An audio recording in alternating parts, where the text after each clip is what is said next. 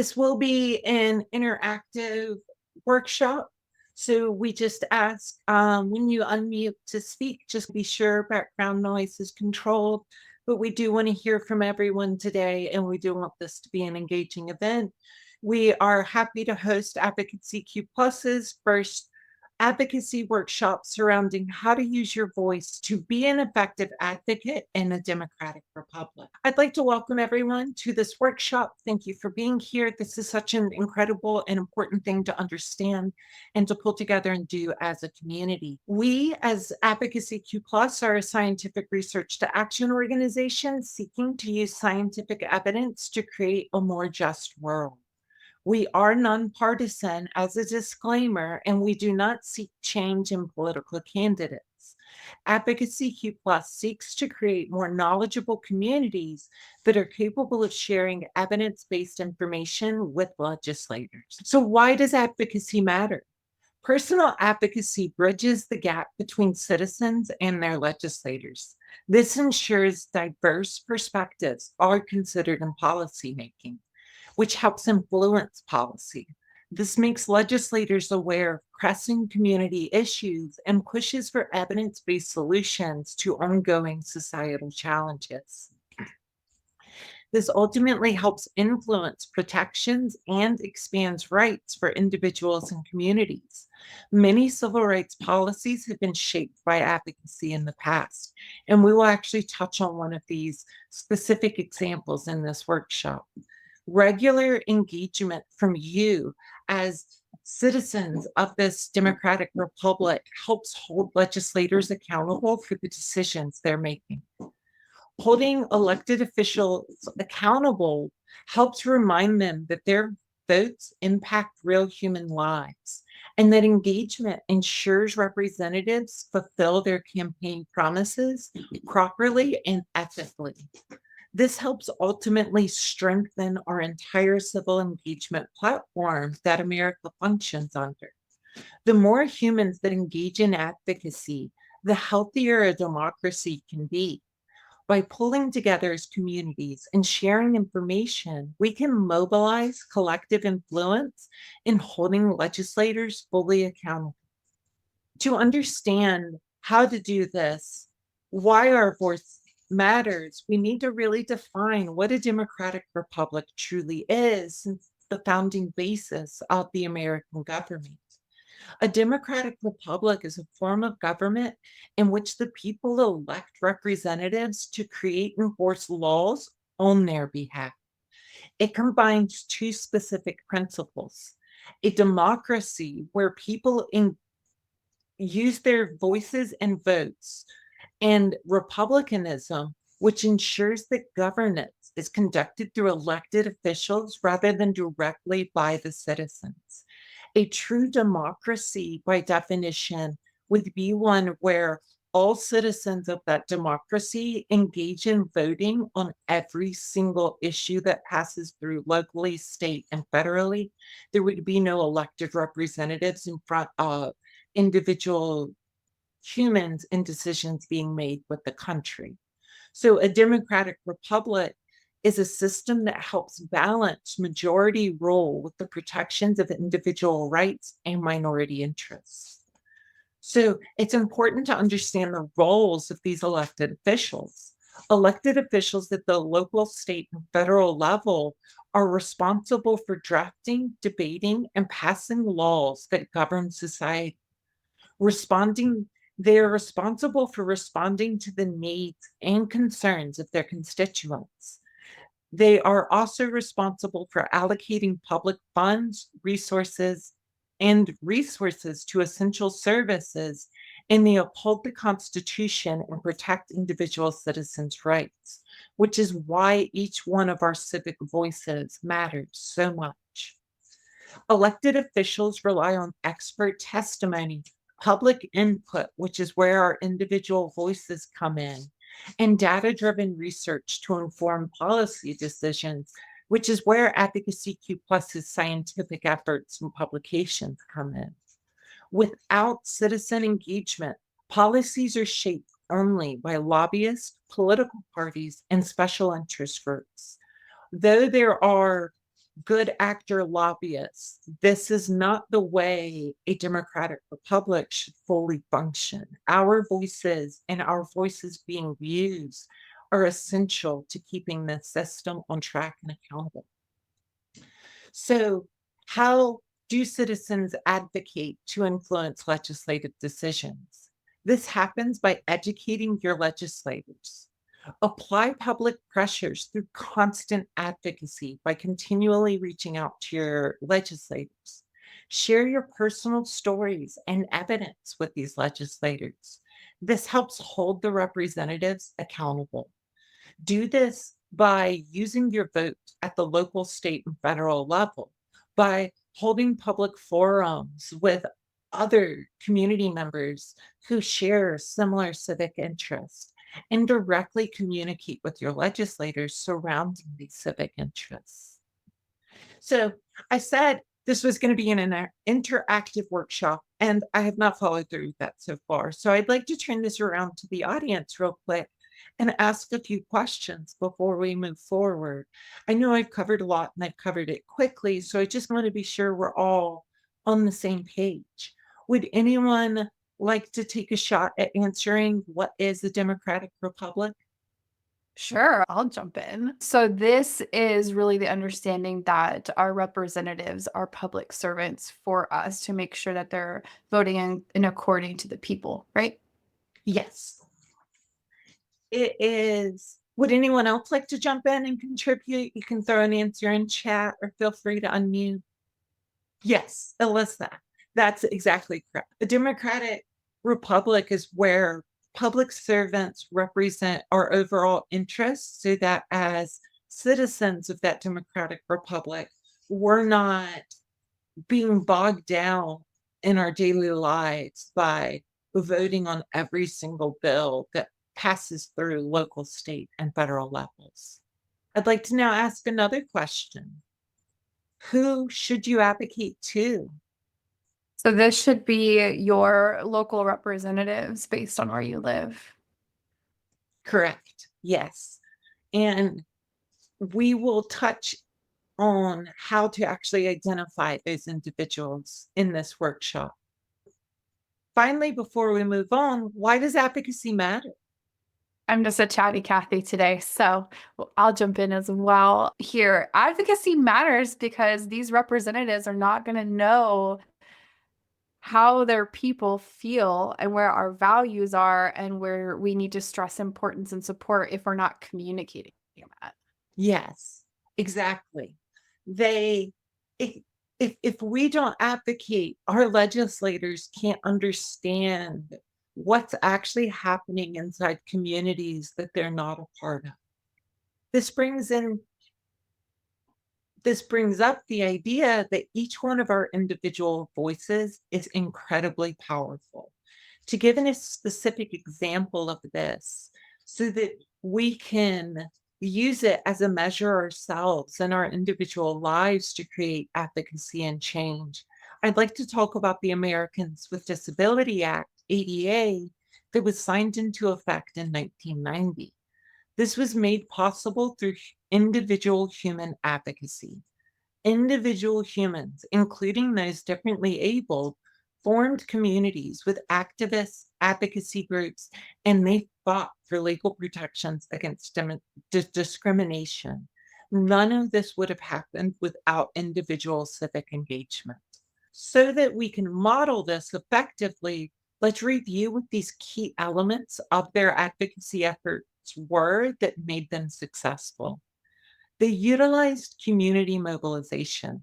People with disabilities and their allies formed local advocacy groups to raise awareness about accessibility barriers in workplaces, school, and public spaces. So, once again, that personal story being shared is what really got all this momentum rolling. Organizations like ADAPT and the Disability Rights Education and Defense Fund saw all of this community effort, saw this community outreach, and they became involved and began to play key roles in mobilizing communities. They used public demonstrations and civil disobedience to raise awareness to the issues that they were advocating for. In 1990, activists staged what was known as the Capitol Crawl in Washington, D.C., where dozens of differently abled individuals set down their mobility aids and actually crawled up the US Capitol steps in order to visualize the systemic barriers to inaccessibility that they were experiencing in their daily lives. This was monumental and it gained national media attention and increased public pressure on lawmakers. These were just individual humans doing their civic duty, raising their voices, and it created this large fundamental change. It led to direct engagement with legislators. Advocates flooded Congress with letters, phone calls, and meetings to demand anti discrimination protections. They provided personal testimonies to lawmakers showing the real life consequences of inaccessibility in the real world. And finally, and this is where Advocacy Q Plus comes in helping citizens engage civically. They use data and evidence based reasoning. Advocacy groups presented research and statistics to show how inaccessible workplaces and public spaces harmed both individuals and the economy. They use legal arguments that tie disability rights to civil rights protections under the US Constitution. This is where your personal voice engaging in your civic system around you comes into play when organizations like the ACLU of South Carolina, the National Low Income Housing Coalition, and all these other social justice focused coalitions become involved and they can take your individual voice and turn it into true legislative impact. I'd like to bring everyone in our audience kind of back into this. It's perfectly fine if you still only hear from Alyssa, but I would love to encourage some of our other participants to speak up, especially for this one. What are the concerns in the audience right now? What would each of you attending here today like to advocate for to your representatives to take seriously? Gotcha. Is that you, Alyssa? Yep, that's me. I was just reminding people that they can use the chat as well, or feel free to unmute. I know for me personally, oh, I love that August said trans rights. Yes, trans non-binary person here. Our existence would be great to fight for. And then for me personally, I know that I'm fighting right now and advocating for my son who is losing a lot of access to his care as a high support needs child with autism. So that's been a huge impact to my life right now. Yes. It looks like August can't unmute. I don't know if you can No. help August out. Am I responsible for unmuting humans? Yeah, well, I don't know. I'm not a host, so I can't. Your mom, Cynthia, said to know that people, particularly my child, is safe and treated fairly as any other human being. Thank you. Yes. Please give me just a second and I'm going to pass. Can I make you host without losing everything? I would just leave it alone. It's fine. And August, it Okay, looks there we like go. you're unmuted if you'd like to chat. Yes. Hey, Can you guys hear me? Yes. It worked. Hi. Do you want to chime in? I think I'm good. Okay. Thank you. For our next question, I'd like to ask everyone, what fears does everyone have about speaking with their representatives? And if you'd like to unmute, you can put it in the chat and I can do a little request to unmute. I know for me, Rebecca, you and I have talked about this a little bit. Honestly, it's the fear in general of being looked down on, like your voice doesn't matter, facing retaliation, even, I feel like is a fear of mine. And also just that I'm not educated enough or qualified enough to speak on a topic, even though I am, because it is impacting me directly and impacting my family and is impacting my personal story. But those are the fears in the back of my head when I think about stuff like this. Thank you. Your mom, Cynthia, said, I honestly don't have any fears, just want to know how to go about it properly so as to be most effective. Yes, that's a huge barrier, right? And that's something we don't learn growing up in the system either, is how do we actually engage our system so that it works for us more than just voting once every 4 years? This brings us into a good point where I think it's important to kind of cover how do we overcome these fears so that we can engage civically with our system. I I personally think it's important to always keep in the forefront of your mind that your legislator is a public servant. They are there to serve your interests and needs and your community's interests and needs. As well, it's important to be prepared. Have a clear and concise message. Stick to one or two key points so that your argument is strong and focused and it's easier for you to stay on topic. Use evidence-based reasoning within these one or two key points. Bring facts, statistics, and your personal story to support your cases. I think it's important to use two key points. One, you start with your personal story. This is how this is impacting me as a human being. And then your second key point is data. And this is why this should not be an issue. Please consider this while you make your decisions. If you're using, it's also good to know that for this evidence-based side and the statistics to help support your interaction with your legislators, Advocacy Q Plus has templates that you can familiarize yourself with beforehand, both for a phone call template, an email template, and we also maintain one-pagers with evidence refutations to current science-based legislative issues. It's also important to practice beforehand. I can't stress that enough. The more you practice, and just a few simple reiterations to a mirror, and you'd be surprised at how much more confident you become. Keep it short and respectful. This is huge. This will help you stay on topic and it'll help keep your legislator engaged with you. You don't need to know everything. It's okay to say, I don't have that information right now, but I can follow up. It's important to make sure that you are always as kind and courteous to this individual as possible, even when they're disagreeing with you, which will happen. The moment you produce friction in this conversation with these legislators, they are going to shut down immediately to you and the rest of the community that's fighting for whichever cause you may be standing for. So it's important to know that even when your feathers are ruffled, you have to just go, I understand your point of view, thank you, and just simply walk away. Go vent to your friends and call them a curmudgeon. It's fine, but don't call them a curmudgeon to their face. It will just end everything, sadly. So be polite, but be assertive. Stand your ground. Even if they disagree, your goal is to be heard and taken seriously above all. As well, focus on your personal story. Legislators remember real life experiences more than they remember statistics, sadly. So sell who you are and why you're an expert in what you've gone through. Explain how the issue affects you, your family, and your community to make the advocacy compelling. It helps them realize that it's not just this one human standing here talking to them facing this, but larger communities of their constituents as a whole throughout the state. Recognize that you are not alone.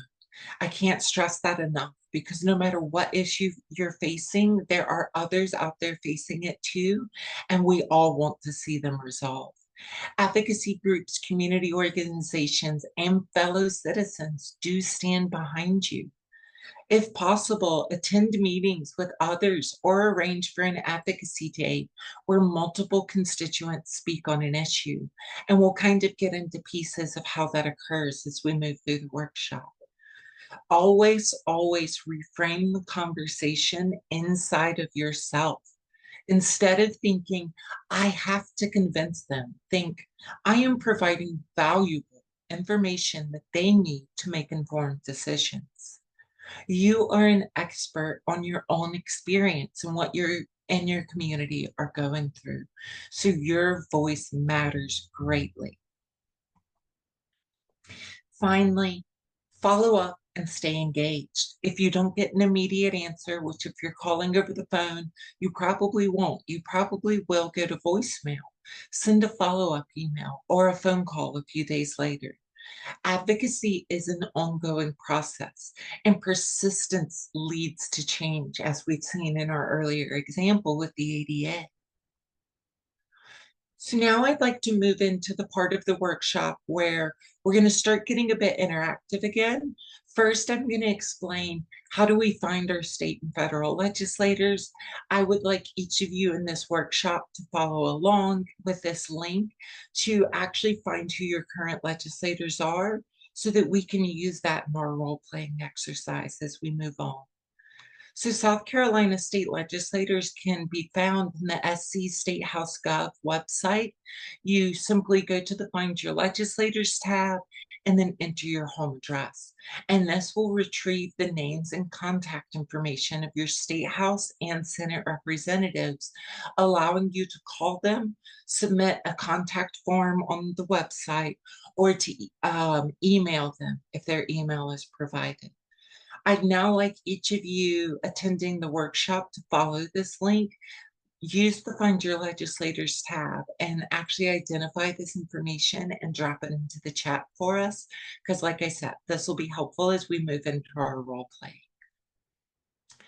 As you do this, I'm going to talk about some other resources that can be used outside of the SC State Gov House.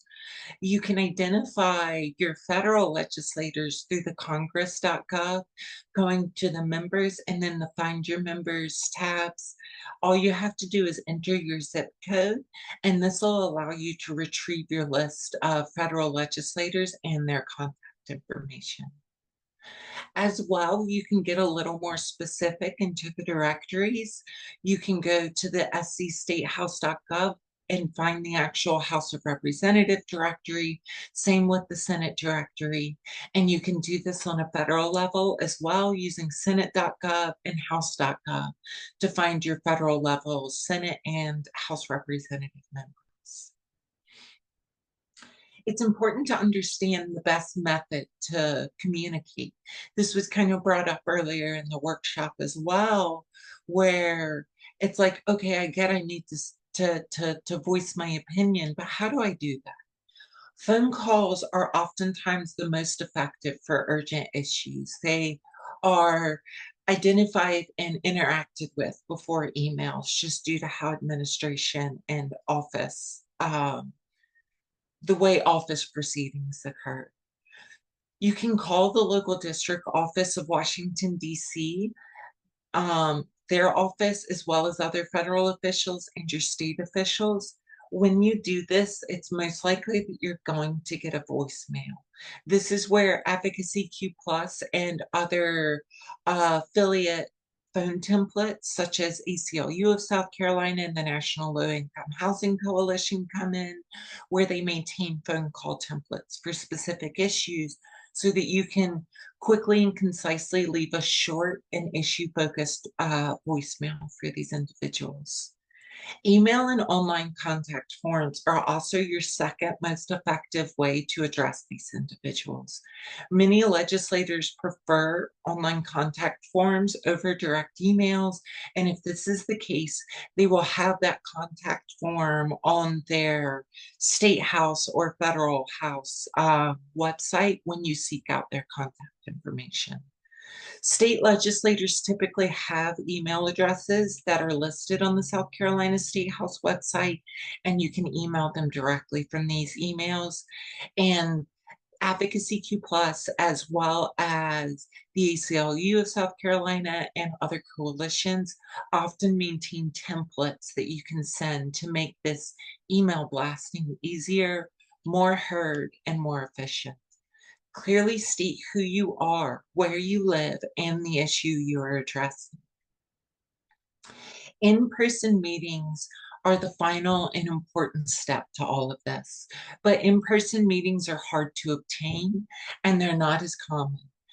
It's not as practical, but not impossible to just show up to your state house and attempt to in person seek out the individuals you wish to speak with. However, you're more likely to just end up speaking with office staff in their local state house offices. Now, this can be effective. These members will remember you, they'll speak to the representative on your behalf, but it's not a very common pipeline. You have to have really good people skills to pull it off, or you won't really be seen into the office because that's not a traditional way to approach this. Normally, in-person meetings happen when a meeting is scheduled by the legislator district office itself, and this only occurs when enough civic concern has been raised through phone calls and emails that they see it fit to hear from the public further. When this happens, you can attend town halls or public forums where the legislators will take questions. You can also put together your own grassroots town halls and invite your legislators to these town halls and public forums. And a lot of legislators will be responsive to showing up to those grassroots events. Bring an advocacy one-pager to support your point with evidence-based reasoning. As well, never go alone. So a quick review before we jump into everything. We've covered how to find your state and federal legislators. We've covered online resources for legislator contact information and how to understand the best methods to communicate, whether that be phone, email, or in-person meetings. We've also kind of identified the fact that Advocacy Q Plus has templates to help you use your voice, as well as other coalitions and legislative impact nonprofits. We have phone call templates on our site, email templates, as well as evidence-based one-pagers to help you share information on pressing issues that impact science as a whole. You can follow the link here on this slide, and it will be provided in the chat so that you can actually see and maybe even try and use our templates during the role-playing exercise to see how effective they feel. So to set up the role-playing exercise, I'd like to just review the rules and how this will work super quick, and then we'll move into it. First, we're going to have our scenarios set up for 5 minutes. The participants of this workshop will act as constituent advocates. Each advocate will prepare a short, structured advocacy pitch using key points learned in the workshop. The legislator, played by myself, the facilitator, will respond to common objections or questions as though I am your personal legislator. Once we've had 5 minutes to prepare, we'll move into the actual role-playing practice round, which will last roughly 20 minutes. Each participant will have 2 to 3 minutes to present their pitch to me, the legislator. I will engage with questions or concerns to encourage on-the-spot thinking and demonstrate ways in which conversations might go. After the pitch, we will debrief on the challenges and review tips for overcoming fears and knowing that your voice is powerful and needed. So with that, I'd like to move into all of us taking 5 minutes, preparing for our roles, and then we can get started. Okay. Does everyone feel prepared?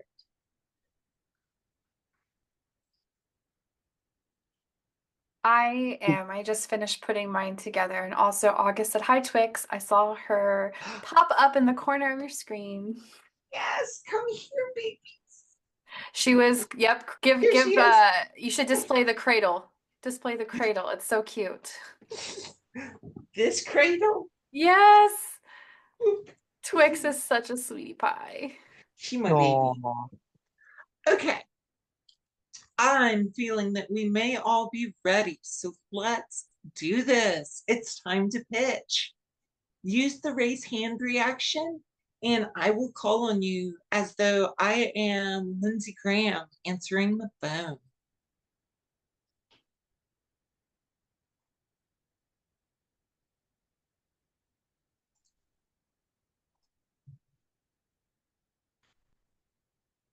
don't know how to use a reaction.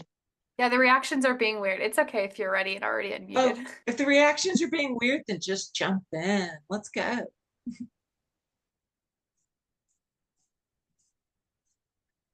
Ah, Okay, wait. Sorry, I'm thrown off by not having the reaction. I just said it was okay. I digress. Hi, Zane. Or shouldn't start out that way either. I don't know how to be a legislator. I'm just now realizing. Thank you for calling the offices of. Thank you, Alyssa. Thank you for calling the offices of Lindsey Graham. This is Lindsey Graham speaking. Who do I have the pleasure of speaking with today? Hello, my name is Zane, and I'm a constituent from Greenville, and I'm calling to urge you to oppose policies that misrepresent science, particularly the recent executive order on gender definitions.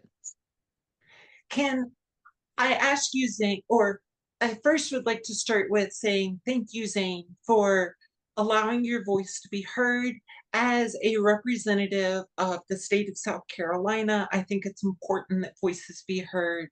May I ask, what about this executive order impacts you as a person? Uh, Um, sure. I was not as prepared as I thought I was. No, you've got this. You've got this. It doesn't have to be big.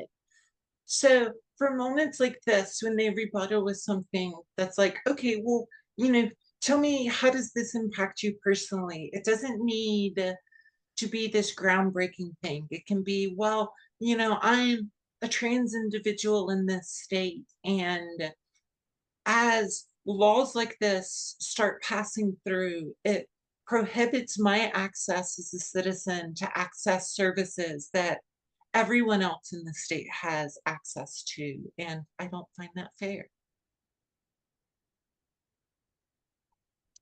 Okay.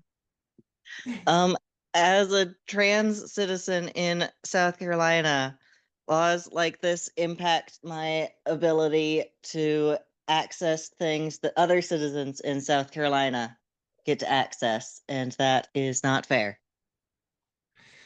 Thank you, Zane, for sharing that. That's a powerful opinion that I will bring to my fellow representatives and we will consider. And that's usually about how that will go, to clarify. It's not a very long interaction. They'll ask for a small piece of information back from you if you speak to them in person, and then that'll be it. It won't go on for very long. Would anyone else like to take a go at it? I'll take a go. You want to be a super conservative Indiana representative? I can. I can be in Indiana, Lindsey Graham. What's my name? I don't know. I haven't looked mine up because I need to find the links for my state, but I did prepare the script that's similar to what Zane did. Excellent. So thank you for calling the local offices of Conservative Indiana Representative. My name is Conservative Representative. Who do I have the pleasure of speaking with today? Hi, thank you so much for taking the time to take my call. My name is Alyssa Durham. I'm a trans non-binary constituent from Hendricks County in Danville, Indiana. I'm calling to urge all of my representatives to oppose policies that misrepresent science and harm marginalized communities like mine, particularly with the recent executive order on gender definitions. Thank you, Alyssa. I really appreciate hearing from you today. As a representative of this state, your voice is important to me. I want to let you know that I currently stand in favor of this administration and the decisions that they are passing through, and will be supporting President Trump's movements as he passes more legislation in these departments. I do want to thank you for using your voice and bringing these concerns to my attention. Thank you for your time. I just wanted to kind of give an example of how that does go when you meet someone who isn't willing to hear you in return. I have had actual experiences with the real Lindsey Graham that it went exactly like that. Um, Speaking to him about issues, and he just heard none of it. It was just like, this is that, that's that. Have a good day. Do we? I have a question real quick on that Yes. response. Would you encourage any type of peaceful pushback? So if I were to say something like, okay, I hear that you support this executive order, what are you going to do to ensure safety for individuals that are impacted by this executive order? I would definitely encourage doing exactly that. Um, if you're on the phone with these individuals and they don't kind of just wrap it up script like and then cut the call, in that pause after they say, this is my opinion, this is how I'm supporting my opinion, yes. If you can hold it together to kindly go, well, even if you are supporting this, are there ways you're still going to work to protect individual citizens while doing so? I Yeah, would because also, I think my thing with that is like, even though you support these policies, it doesn't erase the fact that these people still exist and are impacted. yes. And even just that rhetorical questioning, as long as you do it kindly, is very important. The kindness there is everything. But that rhetorical question of, but this still impacts me and my community, we still deserve safety. So if you pursue these laws and litigations, how will you, as a representative of my voice, still ensure that my interests are considered properly? I would also ask them, if I were to send you a bunch of evidence-based information to support my claims or my views, would you be willing to review that information in your decision-making processes? And they'll usually say yes. Love that, because then you could then send reports like what Advocacy Q Plus puts out, that is scientific backed research for the policies that are being made. Yeah, exactly. And if you're having issues that you don't see other organizations having this information readily available, I encourage you, just like you use your voice to reach out to your representatives, use your voice to reach out to organizations that are working for you, like Advocacy Q Plus, the ACLU of South Carolina, and any other coalitions that align with the inequity you may be experiencing. These coalitions, once made aware that there's community interest to take on these issues, can quickly generate that information for you, and that will help you pass this on to others as well. Grassroots community efforts are everything when taking on legislative decisions.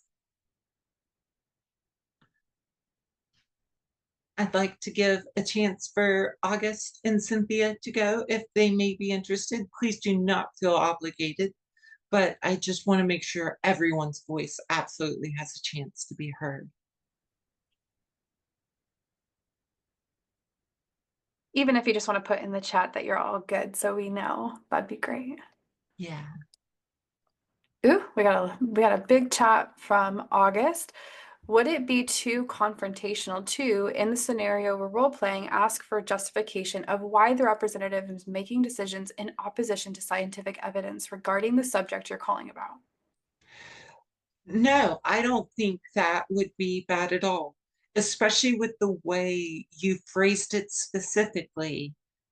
That was very, very well worded and would go a long way in hopefully producing a response out of them. Um, Strategy and tactfulness in how you phrase those kind of questions is everything. So do feel free to hold them accountable with your questions.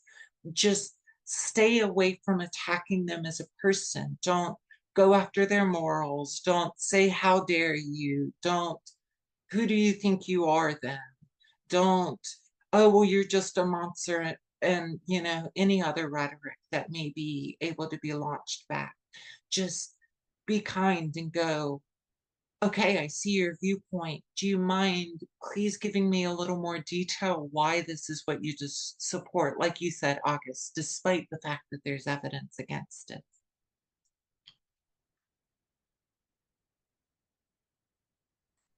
Thank you for that. That was Yes. really helpful for me. So if before we move on from this last piece, yeah, moving on. Because we're going to get to what I wanted to ask as we move on anyway. So I had mentioned we would debrief and reflect on this workshop and what we've learned so far. So I'd like to open up for a discussion on what felt challenging and how to improve it. See, this was the exact question I was about to ask on the other side. So I was like, let's just move on. Does anyone have anything that they felt was difficult there when actually pretending I was a legislator? I think for me personally, it's I am the type of person that prepares for conversation. So when a question is thrown at me that I'm not prepared for, I tend to freeze and not know what to say, and to have this weird voice in the back of my head that makes me feel, and we talked about this earlier, like dumb or inadequate to the conversation. So I think for me, it's just about remembering my power and that they are my representative as their constituent. I don't know. That's outstanding, yes. And to give you a tool that will help you kind of further synthesize going about that. Always remember the phrase, I actually don't currently know, but I would love to follow up with you on that. Your legislators will appreciate hearing back from you on topics. So if they do ask you a question in return that you're not prepared to answer, that is the most powerful phrase you have in your arsenal for dealing with these scenarios, is going, I actually don't know, but I would love to follow up with you on this. It shows that you're not just going to fabricate information just to push your claims, that you're doing your due diligence in your civic engagement and doing it properly, and they're going to respect that. Are there any other challenges in the audience?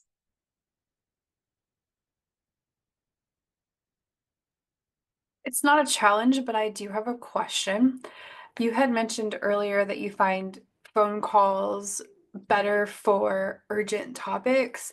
Why do you think that phone calls are the best way to communicate that? I don't know, for me, email where I can concisely review what I'm typing out and include the research always feels better, because I feel sometimes I have a hard time communicating the research that I'm looking at via out of my mouth versus typing it out and having time to like think through it.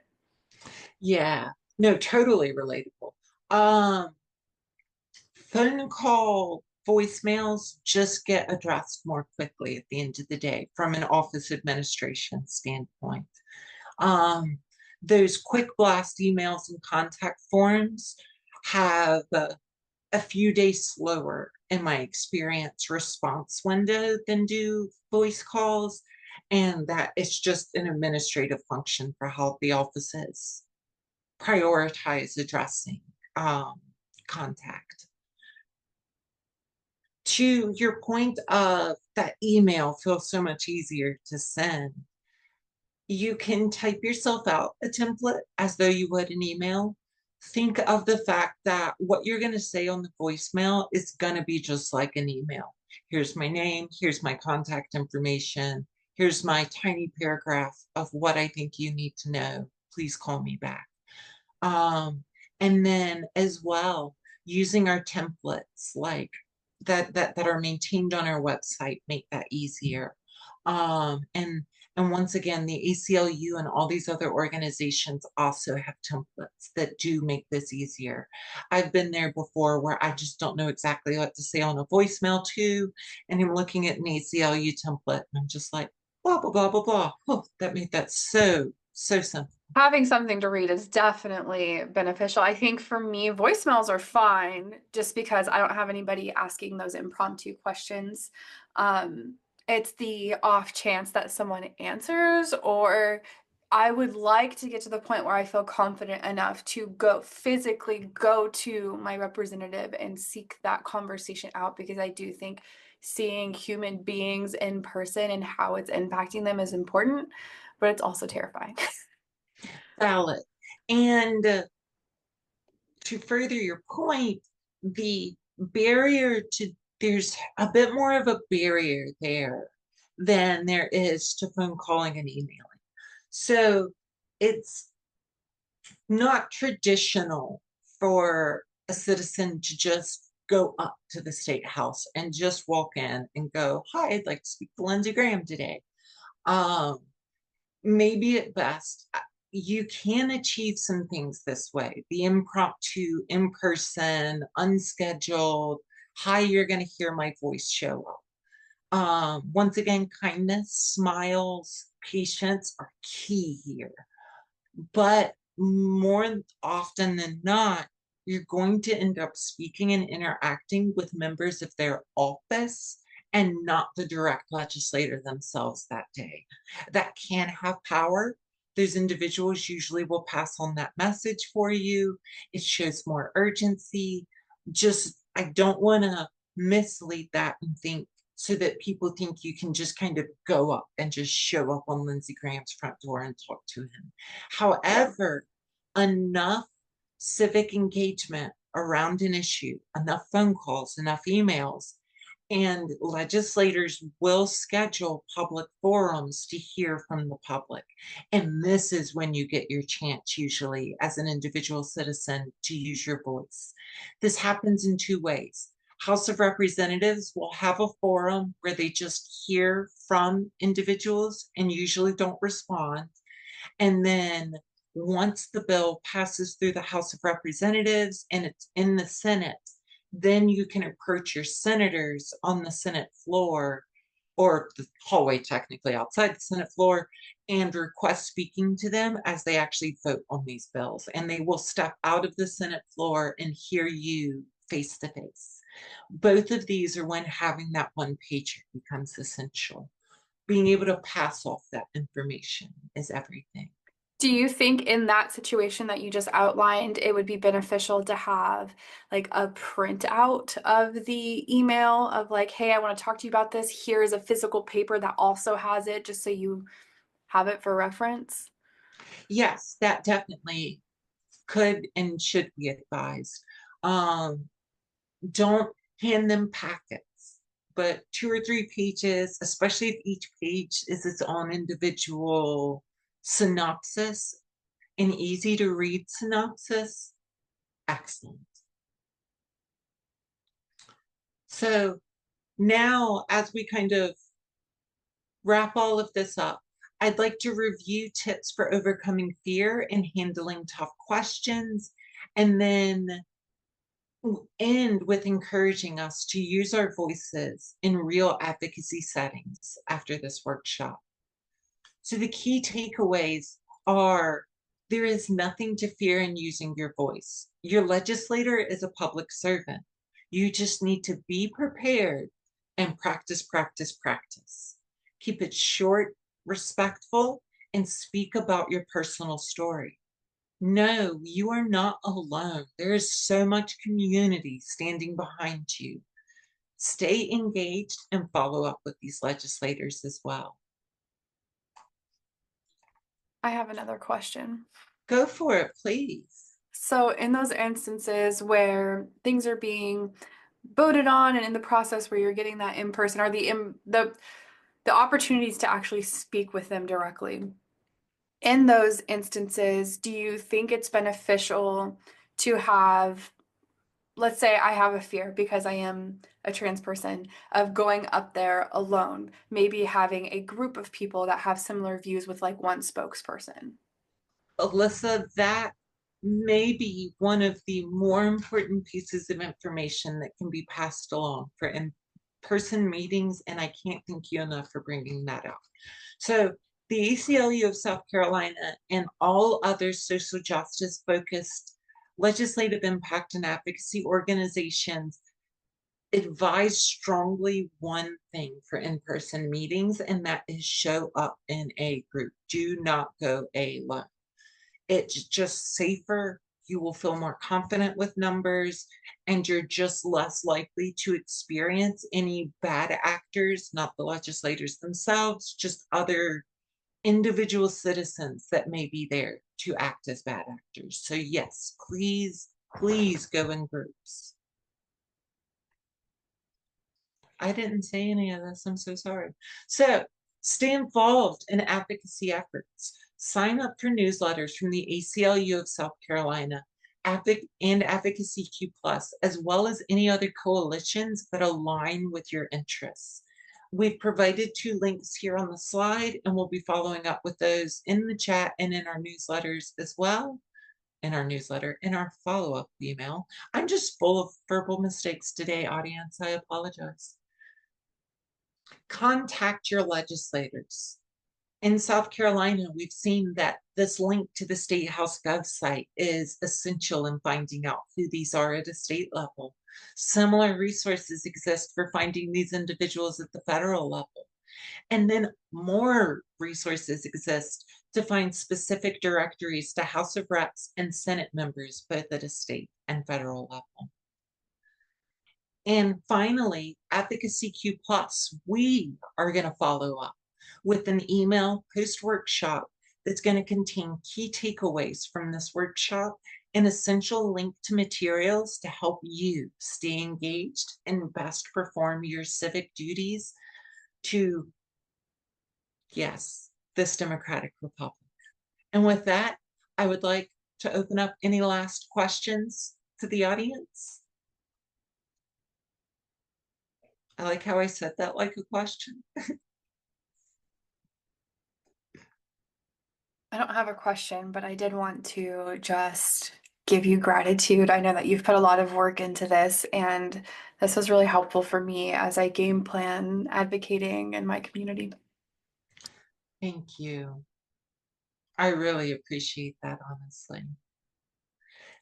I would like to ask the audience members if there are no particular questions, kind of in line, and this isn't about, you don't have to, it's not a compliment thing, but was this helpful? I would love to know from the audience members, has this helped you kind of understand approaching this topic more? Do you think you could kind of go out after this workshop and actually do this? Yes. As long as they don't answer the phone. And if they do, I guess I could probably do that too. I promise you, you'll be surprised. The first one's going to be nerve-wracking, and blunders happen. Don't worry. Trust me, you've heard me blunder through this workshop. I do the same Yeah. when I talk to the legislators. Words be hard sometimes. Just steer ahead and keep going. And you'll find every time you do that, every time you blunder but recover, the confidence and strength to keep doing so builds, it grows, it just gets so much easier. And I also yeah. think it's worth noting that when you do call and someone does answer, it will probably be also the office staff versus the direct person, I would say. I have gotten the direct legislator before. Okay. Mentally don't I expect have it, also but be gotten prepared. prepped up. Okay. But you're also correct. Yeah. It's 95% of the time it's voicemail. So you're dealing with a small window of someone actually picking up. It's Yeah. not very likely. And a 1% chance of a boss fight. Yes, Which exactly. also won't be a fight. A peaceful conversation. Yes. Zane, I want you to know you have made my day. The fact that this helped you has completed my entire weekend for me. Yeah, because I've been wanting to call them, but I am scared. You've got this saying. And Mm. if you ever want to practice with me, you can like Facebook me and be like, can I call you real quick and just pretend? And I'll be like, you know what, saying? I'd love to pretend. Or you can email us for anybody that may not have Rebecca directly as well, of like, we're always down to do role play or to help support you in advocating. So rebecca.bishop@advocacyq plus is typed out.org. We're always love to hear feedback and would love to connect with everyone. Absolutely. With that, I we've run just a teeny bit long today, so I'm going to go ahead and kind of wrap this up. I think only by a few minutes since we started 5 minutes late technically. But thank you so much, everyone, for being here. Continue to show up and help support all your organizations out there that are trying to make a difference.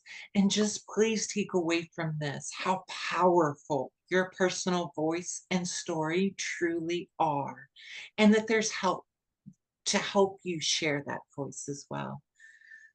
With that, I just want y'all to know I love all you humans, and things are going to get better. And have a great weekend. Thanks for spending your Saturday morning, a little brunch with us. Absolutely. Bye, everyone. Bye.